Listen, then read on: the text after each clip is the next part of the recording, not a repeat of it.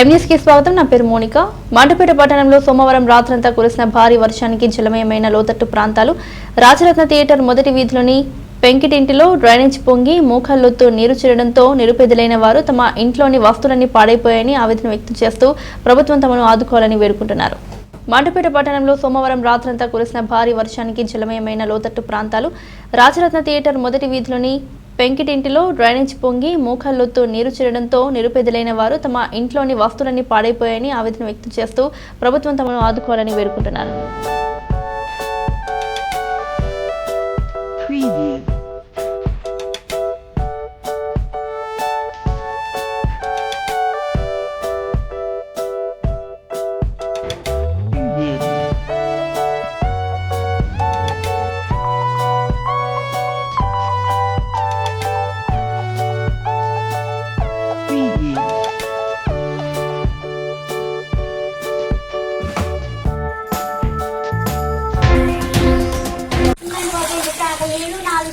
ఇందులో పెట్టి చూడుకున్నామని బాబు ఇంకా ఈ గదిలోకి వచ్చేసాం.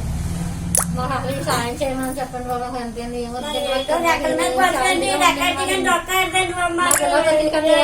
చేసుకుని చచ్చిపోవడం కష్టం అనిపిస్తుందండి. ఎందుకంటే మాకు ఎవరి వల్ల ఏ సహాయం అందుతుంది చేస్తారండి. ఎవరు చేస్తారు మాకు వెనక చూసే వాళ్ళు ఎవరు లేదు, దిక్కుమొక్కు లేదండి. మాకు జీవితం ఏదండి ఆ పరిష్కారం చెప్పమనండి. ఏంటంటే ఇలా అద్దె కంపల్లో మేము అద్దె కట్టుకోవాల్సి వస్తుందండి. అంటున్నారండి ఎక్కడికి ఆడికి మురిగిపోయిన కంపల్లోనే ఉంటున్నామండి. మాకు ఉంటాకి నీడ చాలండి, నాకు ఏమొద్దండి. మాకు నీడ కావాలండి బాబు. ఏ డాక్టర్లు కూడా లేదండి. మాకు ఏ డాక్టర్లు కూడా మాకు హస్బెండ్ కట్టుకుని రోజులు లేదండి.